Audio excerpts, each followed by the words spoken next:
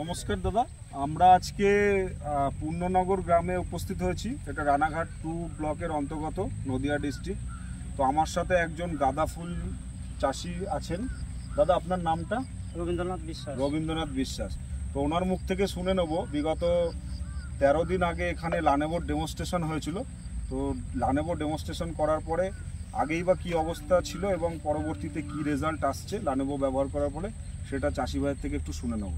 তো দাদা, আপনার এখানে তো 14 দিন আগে লানেবো ডেমনস্ট্রেশন করা হয়েছিল। তো আপনি এখনো পর্যন্ত কি দেখছেন রেজাল্ট, বা আগেই কেমন ছিল আপনার গাছ?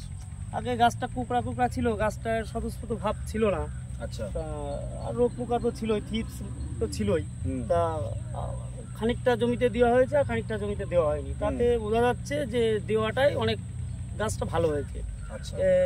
থিপসটা কাজ করেছে, তার সঙ্গে পোকার দিক থেকে আপনার মনে হচ্ছে কাজ করেছে? মাকড়, থিপস এবং মনে হচ্ছে লেদাতেও খুব ভালো কাজ করেছে। এবং দেওয়ার পরে গাছের কোনো পরিবর্তন কিছু বুঝতে পারছেন? পরিবর্তন তো অবশ্যই, গাছের গ্রোথটা খুব বেশি হয়ে গেছে। গাছের গ্রোথটা খুব ভালো লাগছে। এদিকে আপনার মনে হচ্ছে কড়ির সংখ্যাও বেশি, যেটা বলছিলেন। হ্যাঁ, ওই পোকা লাগেনি, পোকা যেহেতু লাগেনি সেই হিসেবে কড়ি নষ্ট হয়নি। তো আমাদের সাথে ধানুকা কৃষি মিত্র ফার্মার যিনি আছেন, বুদ্ধিশ্বর বাবু, উনিও রয়েছেন। দাদা, আপনি কি দেখছেন এখানে? আমি দেখছি যখন দেওয়া হয়েছিল তখন গাছের যে গ্রোথ ছিল, এখন গাছের গ্রোথটা বেড়ে গেছে এবং এই সাইডটা কড়ি অনেক বেশি হয়েছে। যার একটাই কারণ আগেও বললেন যে লেদা পোকা না থাকার জন্য লেদা পোকাটা খেতে পারেনি, ফলে কড়িটা দেখা যাচ্ছে।